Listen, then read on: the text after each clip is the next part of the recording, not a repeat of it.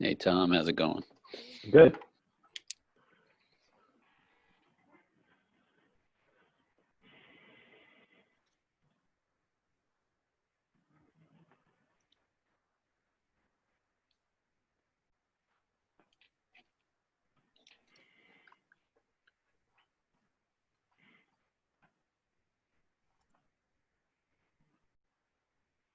You should be all set, Jamal. Thank you.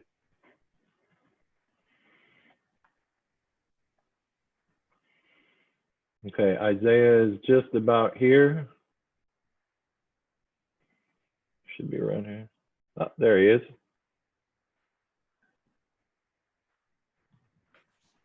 One second, Isaiah.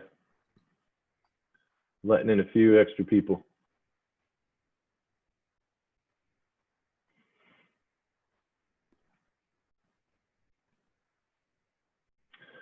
So, like we did last time with Coach, thank you for all coming on today. My goal is to try to do some player Zooms, some coaches Zooms, some assistant Zooms, as we keep moving forward. Obviously, tomorrow is the first official day of practice, so I wanted to have Isaiah and Franz come on. So with the chat function that we had last time, please just submit your question or that you want to ask a question, and we'll get started. So if you want to unmute Isaiah.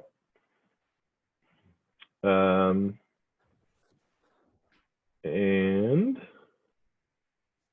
anybody have a question? Anybody want to start us off? Brian, go ahead. Isaiah, thanks for doing this, man.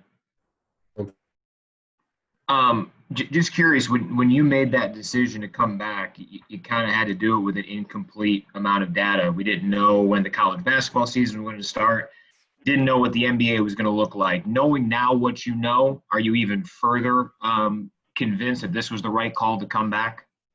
Oh, 100%. I mean, either way, you get the degree from Michigan and you get the uncertainty like you spoke about in NBA. So it was kind of like hit or miss. I feel like either decision would have been great, but like coming back and playing for Coach Howard and like I said, getting my degree was definitely a priority. It's something I would prove to myself. And to follow up on that, how difficult has it been throughout this process to still stay sharp, to be able to work out as normally as possible? And where do you think you've made some strides heading into the start of practice here coming up? I wouldn't say anything is difficult. I'm not a guy who needs to have a specific play date. I mean, either way, basketball is going to continue for my life. So I felt like every day I took advantage of it and just tried to get better each day. But definitely, I definitely say my defense has gotten a lot better. I've watched last year's film around this time, and I'm moving a lot quicker and faster, and I'm obviously feeling a lot better than I did at the end of last year. So it's definitely something I've emphasized over quarantine was my defensive slides and just lateral quickness. Next question is from Ed. Hey, Isaiah, thanks for doing this. Just wanted to ask you, how have you guys navigated these waters? I know you're just getting ready to get into it full board, but if you could just talk about dealing with all of this, which is so different from a typical year for you. Oh, it's definitely different. We didn't even get opportunities to play like our open gym like we usually do. So definitely a little behind in the chemistry aspect of playing 5-on-5, but that's always going to pick up because now official practice will start playing. So you would assume there's going to be a lot more 5-on-5. But other than that, I feel like a lot of guys, especially the young ones, were more locked in than I thought they were because, they didn't get the chance to experience their first year naturally, hanging out on campus and just being able to play open gym and get in the gym whenever they want. It's like protocols and stuff, and now it's definitely a different world for them. But I feel like everybody's adjusting very well, and I hope it trends that way. And maybe I know COVID's not going to go away, but we just got to learn how to live in it. Has it been a bit of a mental yo-yo, so to speak? Oh man, yes, it's awful because like Brian was talking about, there's an unstable schedule. You don't know when we're playing, you back out of stuff. You just a lot of uncertainty. But like I said, Coach Howard, Martelli, the rest of the coaching staff did a great job of keeping everybody like focused on task, telling us it could be a college basketball season. That's all we need to hear. The next question will be from Tom Crawford. You're on mute, Tom. There you go. Isaiah, welcome back. Great to have you back. Listen, one of the greatest assets that you have, obviously, is your versatility. You just do so many things well. But whenever I talk to your teammates, they always talk about how good you are in communication in transition defense. Is that something you just developed early on and created a leadership quality for you?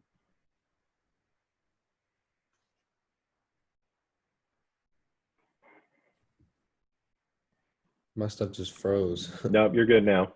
Okay. I heard the You want me to transition repeat? defense. Yeah, go ahead.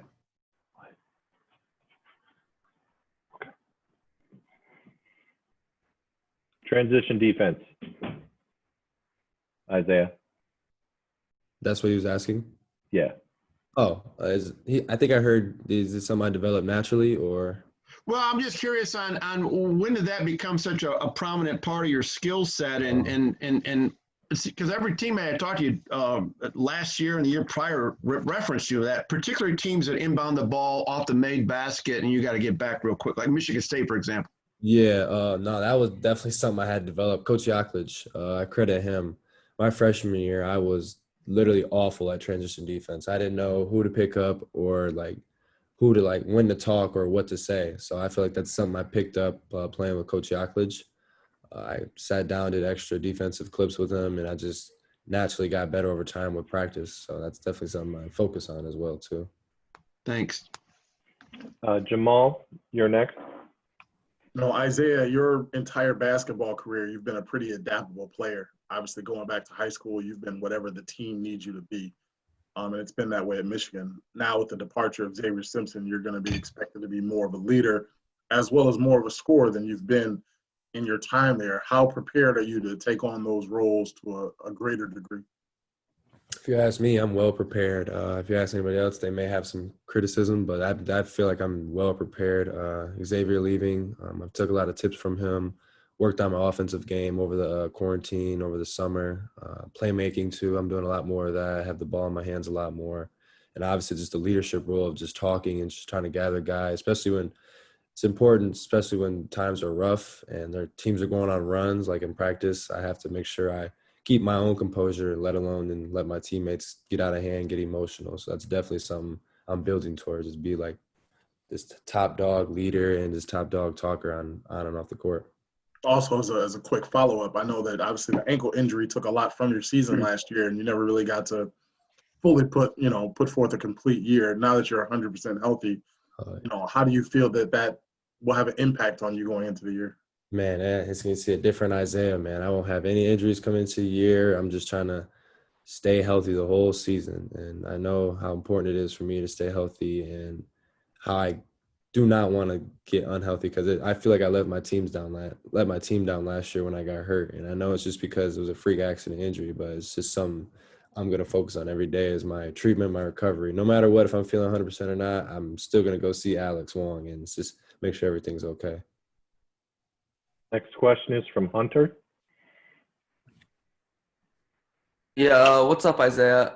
Very few players born and raised in Kalamazoo, Michigan have made it to the NBA. As a fellow Kalamazoo native, what would it mean to you and your city to compete at that level? It would mean a lot. I actually talked to a lot of guys from Kalamazoo still, and they just, their support. I got a lot of support in Kalamazoo. And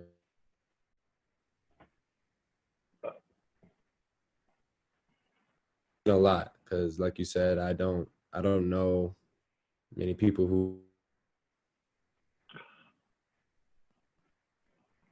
great over there, but it really mean a lot. It's something that I definitely keep my.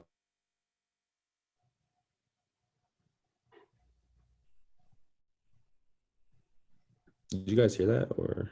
No, if you could repeat that would be great. Cut out. Yeah, you froze up. And again. A lot of guys. I talked to a lot of guys from Kalamazoo. They support me, and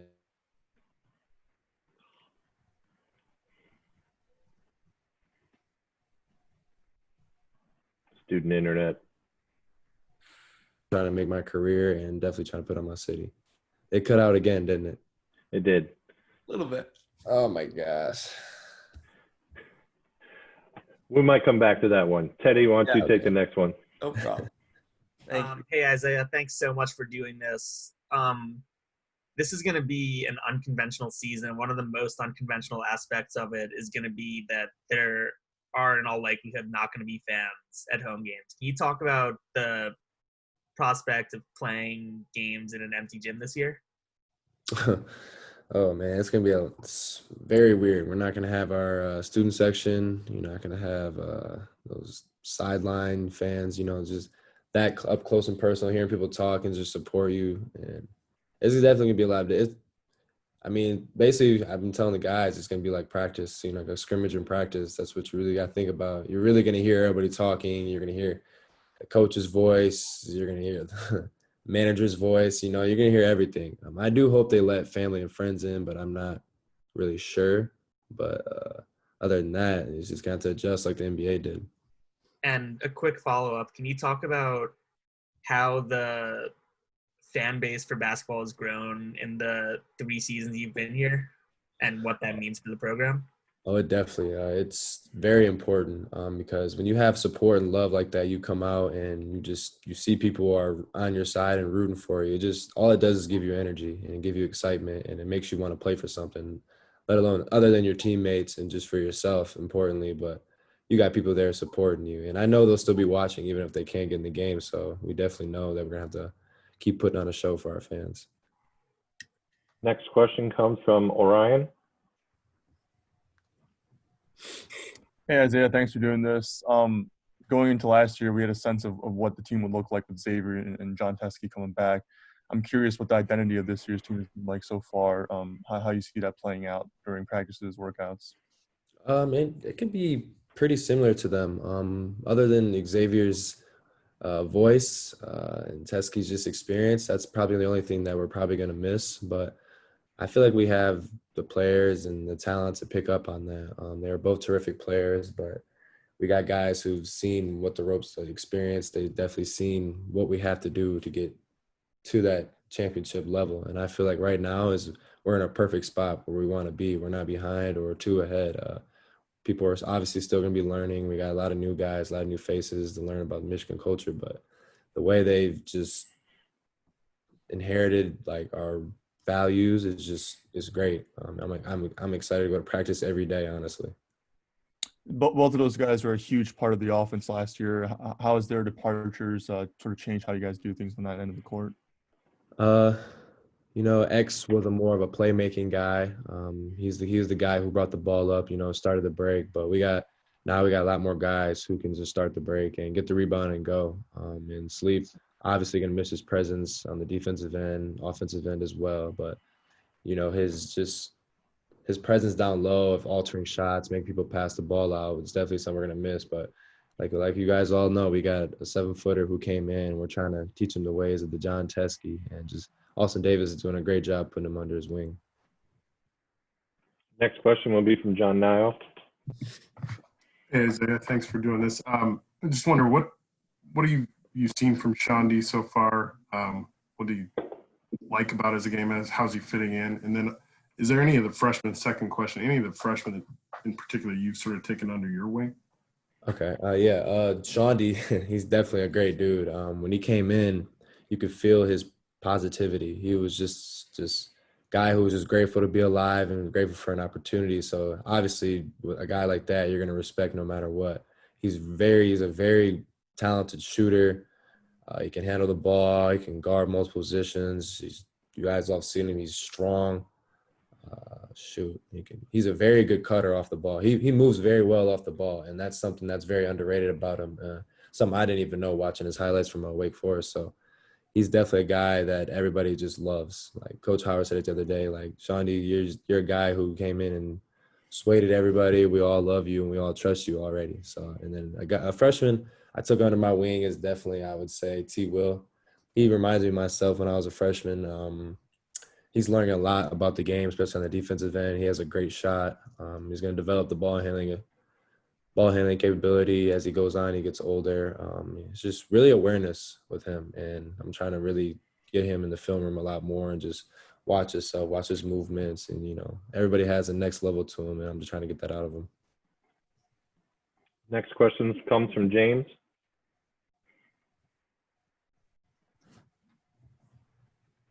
Hey Isaiah, thanks for your time. During the NBA pre-draft process, when you went through that, how many NBA teams did you talk to? I would say roughly 28 to 30. I talked to most of the teams, so it was good to get a sense of where I was, and they all had terrific feedback. They were all professional. It was just, I was, like I said, every time I woke up and I knew I had an interview, I was grateful just to learn more about myself and learn more about the NBA. Right. And in terms of that feedback, I guess, what was maybe the common thing that a lot of those teams said they wanted to see from you this season? The most important was just stay healthy. They said I have the tools and obviously the shot to play in the NBA and the versatility, but I just got to stay healthy. And I feel like when I was talking to Jamal, I was just talking about just stay in that treatment room, stay getting recovery no matter what, just to keep myself up to date. You don't want to know freak accidents like last year. Next question will be from Andrew. Isaiah, thanks for doing this. If you guys had a game tonight, who do you think the starting five would be? Oh, I knew you were gonna ask this, Andrew. Ah, man. You did. If we had a game tonight, October, would definitely go with Eli, Mike, Franz, me, and Austin Davis. All right, thanks. And then kind of following up on that, how has Mike, acclimated to Michigan coming up from, the Ivy League? He obviously you put him in the starting lineup. You think he's someone who's ready to make an impact in the Big Ten? Yeah, like you've heard other coaches and our staff say, he can really shoot the ball. He has an awareness for the game, and he's definitely, obviously coming from Ivy League. There's a difference between Ivy League defense and Big Ten defense. So obviously you got to learn the difference, and he's doing a great job of it. First year in Big Ten defense is not easy. That's a very hard thing to do. But he's doing a great job of transforming into a Big Ten guard. So very happy for him. Thanks. The next question will come from Connor. How you doing, Isaiah? Thanks for doing this. So obviously there's been a lot going on like off the court over the past few months. So can you, especially like with the Black Lives Matter movement. So can you talk a little bit about like what your role, what you see your role being in that movement, especially as like a college athlete? Yeah, I just want to be this guy who just influences the right thing, especially for younger guys in my position. That's really who I'm focusing on. I'm really trying to focus on them just using their voice, even if they don't have all the followers or the blue check in the world. It's just using your voice really matters. And I feel like when all the athletes realize this, that they're not just athletes, that they can speak up, there's going to be a change coming, especially for Black athletes. Gotcha. And then as a follow-up, I'm wondering has the team like talked about the importance of voting at all over the course of the next month? Oh yeah, we've had Zoom meetings all through quarantine about just preparing to vote. So they got on us early, and I'm 110% sure everybody on our staff is registered to vote. So that's a great thing. Thank you. Isaiah, if you wouldn't mind going back and re-answering Hunter's question about the Kalamazoo. Yeah, my Wi-Fi is not being dumb this time. Kalamazoo. Yeah, I still talk to a lot of guys, especially alumni from Kalamazoo Central, and they're all supporting me. They text me, and they're inboxing me and just talking about, just letting me know that if I need to talk to them, they're there, and they're rooting for me. So there's not a lot of hate. There's not a lot of just dislike going on about my journey. They're all for me, and all I can do is just tip my hat and respect them. I definitely think about how there's not a lot of guys in Kalamazoo who've just made it past the college level. So I definitely want to be one of the first guys to do it. Good stuff. Thank you. We have a follow-up with Ed. Isaiah, what was it like watching Duncan Robinson this year, these playoffs, and to take that a step further since he's been gone? How much have you communicated with him, and maybe how much has he given you any kind of advice about prepping for the next level? It's just to see him do it in the playoffs. I'm sure guys who played with him or even knew him knew what he was capable of. And when he was doing that, it was just like, dang, this looks like open gym dunking. Like, that's what I had to guard my freshman year. All that running around and just shooting over me. Come from high school, you don't play a lot of guys that do that. So it was just like, oh yeah, Duncan's in that mode. Like he's trying to get a ring. Like he's locked in. And see that mental buildup that he had, that confidence, that's amazing to me. That means he's really been working on his game, his shot, his mental, and it shows. Like obviously you can see it. And what was the second question? Oh, just about, have you communicated with him much since he's left, and has he imparted any wisdom on you? Oh yeah, man. I think last year I had a rough game. He reached out to me and said, "Hey man, next game, just get back." He said, "You already know, get back in the gym, watch that shot fall." And turns out I did that. The next game I had an even better game. So it was just talking to him. Obviously, it's a sense of just positivity and wisdom, like you said. He's been around for a while. Duncan's getting up there, so he has some experience and knowledge to share with me, and so I'm always welcome to hear it. And like I said, I've been texting him, cheering him on. I know he's locked in. He doesn't even have to. I told him he doesn't have to text me back. Just know I'm here supporting him. Next question will be from Sydney. When you sit back and just reflect on your whole basketball career, from, I'm talking like high school or way before that, getting up to this point, how would you kind of reflect on it, and how would you describe, all the ups and downs that you've been through to get here? Man, it's amazing though. I was talking to my dad the other day, and I really didn't put everything down and take basketball serious until like maybe my junior year of high school. So he keeps reminding me like, yo, you're really still young about the game. Like you're still learning a lot more than others. Because others put basketball first, like when they were like in middle school, and to do that so late and to like be where I am now, like it's obviously a grateful. Because I know a lot of guys who picked up basketball and tried to make the number one, but it was too late for them. I'm just blessed to be where I'm at, and I really have to thank my coaches, honestly, because would not be here. Like I said, transition defense, like I wouldn't be on the floor if I didn't know how to play transition defense. I'd leave people open every time. So I really worked hard to get better at that. I worked hard on my jump shot. Coach Beeline really changed my jump shot. All the development coaches with my ball handling and my offense awareness, just every little thing like that. Every coach plays a part. They play a part in your toughness. My AU coach in high school, my high school coach in high school, because I wasn't tough in high school. I had to develop that. And I feel like it's just definitely something that my coaches and even my teammates in high school have played a part in. So like I said, I thank them. Okay, so Isaiah, thank you so much for your time. We're going to transition to Franz right now. Okay. So if anybody has a question for Franz, we'll follow the same procedure. He is on. Daniel, did you want to start us off? Yeah, I can start. Isaiah, thank you. And Franz, thanks for coming on. Franz, how would you describe your evolution as a leader over the last year since getting to Michigan? I think one, a lot has to do with getting comfortable, being in a new country, surrounded by people that I haven't really met before, and then getting comfortable with that. Obviously, a lot of people having different stuff that they want to tell me. Basketball style is a lot different from back home, so I think one, I had to get used to that, and then just kind of recognizing during the year that I can really play with these dudes, and kind of having a huge imprint on the game, and getting more confident with a couple games under my belt. And I think another huge part was getting stronger during the season. When I look at the first couple games and then comparing to the last ones, I think you can see a huge difference in my body and that I got stronger throughout the season. So I think that those two things were a huge part, kind of hard to develop last year. Next question will be from Brian Bush. Hey, Franz, thanks for doing this.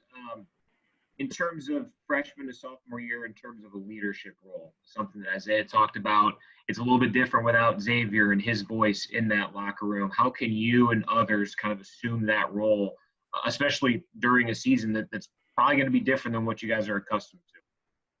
I think it helps everybody now to have seen X last year. Kind of see what he did, how much he did, how vocal he was, how much he talked to different people, the communication that goes into being a leader that you got to have with the coaches, but also with your teammates every day at practice, and also sometimes being the guy that is not liked by everybody on the team. I think that's a huge part of being a leader is you got to say some things that aren't always, liked by the people that you say it to. So holding people accountable, I think that's a huge part. We talked about that a lot during quarantine as a team, that you gotta have people that are willing to learn and aren't necessarily pissed off when somebody tells you something that's for the better of the team, that you did something wrong or something like that. Just for the better of the team, something personal. And I think we got a couple guys that are stepping into the leader role. And I kind of like that we don't just have one guy that's very vocal, but a lot of different people that talk to freshmen, talk to people that ask questions and stuff like that. I think we have a good dynamic going. Ed, you are next. Franz, how have you guys just kind of worked through COVID? What's it been like, and just how odd has it been going through such a unique time frame? Yeah, I mean, like for everybody else probably on this call, it was really weird not being able to see a lot of people, having that day-to-day with it is that just that day-to-day conversation that you have with your people, just seeing the 3-4 people every day. Obviously I love my family, but sometimes I think everybody agrees sometimes you got to see somebody else. But yeah, it was definitely a frustrating transition, I'd say, at the start, having the season cut short and then kind of realizing that was literally it. And yeah, it's still going on, obviously really frustrating for everybody. But I think as a team, we got better coming out of quarantine. We had a lot of Zoom calls when we couldn't be together. And then in the summer, with workouts starting to pick up, I think you can feel that we had that connection coming out of quarantine. So I think that was really good for us as a team. Tom Crawford, you're next. Yeah, Franz, I want you to go back to last year, the injury. I mean, you had the great camp, and then you got the injury, and it set you back. How much impact did that have negatively on you, and when did finally things feel like you're getting in the groove, you're getting in that sweet spot as the season went on? I think it just kind of got me out of my rhythm that I had going in those practices, in those scrimmages in practice. Always when you come back from an injury, you kind of have to readjust and kind of get back that rhythm that you have when you play. You can work out individual all you want, but playing 5-on-5 is always a lot different. And then adding to that, like I said before, I never played a college game before, so I think those two things together, caused me a little bit to struggle at the start. But coming into the college season, I kind of knew that. There was a lot of different things I had to adjust to, and I was willing to kind of have some games where I won't have the best game individually, but still trying to figure out some ways I can help the team win. So I think for those first couple games, I think that was really the most important thing. Even when my shot isn't falling or when I'm not having the best game offensively, which normally is my game, I can still help the team win. I think I found a couple ways to do that, and I'm really proud of that I did that. And then throughout the season, like I said, I got more comfortable. Shots started falling more, and I got more confident. I think that was a huge part for kind of those last couple of games where I played better. Thanks. Next question is from Hunter. Hey, Franz, you had a great freshman season last year, which led to a lot of NBA buzz. That you decided to come back to Michigan. What were the major factors in making that decision to return to Ann Arbor?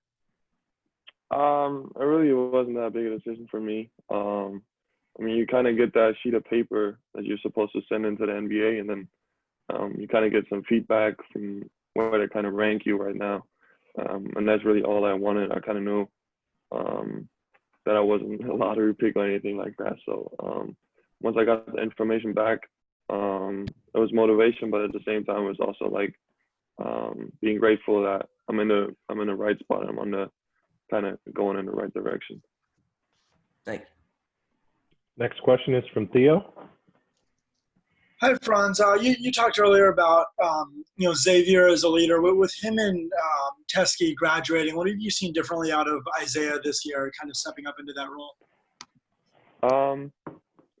I mean, it's not too different. It's just he kind of did that last year too. Obviously, not as much because we had X, but I mean, he was one of the leaders on the team last year too. I think now, obviously, with him being the senior, and Eli too, they're stepping up a little bit more than they did last year. I think that's natural. I think they're doing a good job with how they're doing it in different styles. But yeah, like I said, we got a lot of leadership personalities on the team that kind of do their own way leading the team. So really like that. Next question will be from Orion. Hey, Franz. Going back to that piece of paper you just mentioned during the pre-draft process, what did that say? I mean, I'm sorry, he's not. Hold on, Franz. He should keep that private, Orion. Sorry. All right. So he can't share like the type of feedback he got from teams. No, they don't like us to do that. So I'd like to take a pass on that respectfully. Appreciate that, Peter. All right, fine. Sure. I guess then I'm sure the coaching staff has had discussions with you about your role this year and how that could change. What have those conversations been like, and what are your expectations for your sophomore year? I mean, yeah, I just want to make the next step as a player. I think part of that is being more vocal and kind of stepping into a leader role. I think I had a good freshman season and kind of want to build off of that. Like I said, last year there was a lot of things I had to adjust to, and now already did that. So I feel good where I am. I feel good with the way that I handle quarantine from a physical standpoint in terms of getting better as a player. Yeah, and I'm just ready to take the next step and help the team even more than last year. Mm-hmm. And then to follow up, you mentioned earlier that you didn't anticipate being a lottery pick. What do you have to do to become that lottery pick then? I mean, I'm not too worried about that, to be honest. I think if you worry about that right now, you're never going to be a lottery pick. If I worry about winning the most games with Michigan and working every day on what helps the team win, I think that's when I'll be in the best position for myself to get to anything like that. But I'm really just worried about getting better within my team because when we win as a team, everybody looks better. Next question will be from Andrew. Hey, Franz, I'm wondering how much 5-on-5, like full court, you guys have been able to do to this point. Like, what kind of sense do you have of this team? How they'd actually look when real games happen. Yeah, we haven't played too much. We played like the last, I'd say like 2 weeks. We played more 5-on-5, a lot of 4-on-4 too.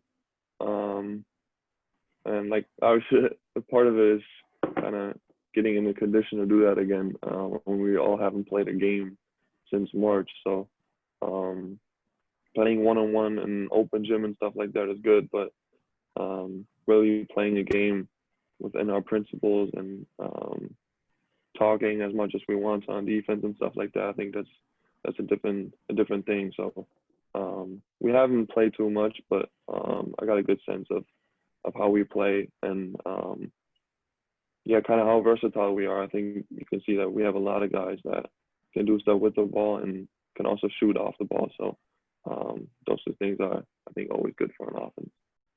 And how has Hunter Dickinson looked in those opportunities? How does he fit in as a freshman? Hunter's a great guy, man. He's always ready to compete. Also never loses kind of his fun for the game, which I think is really important. No, but he's showing that he's definitely going to be a big part of the team this year. And obviously has a lot of stuff to figure out yet. And I think he will because he's always asking questions, always tries to get better. But yeah, no, he's been looking good, just like everybody else, I think.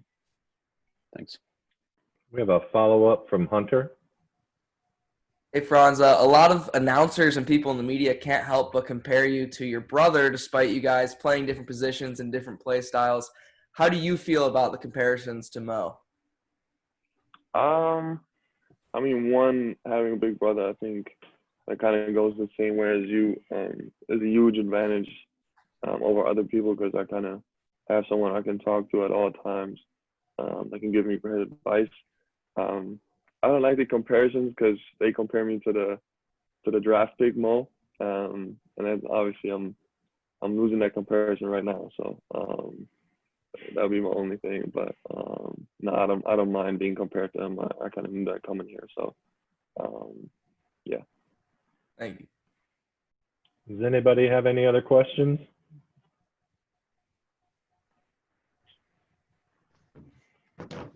Okay, guys, we appreciate your time. Franz, thank you. Have a good afternoon. No problem. Thank you, guys. Thanks, Tom. So, all right, take care, everyone. Franz. Hey, Tom, any idea when a schedule will be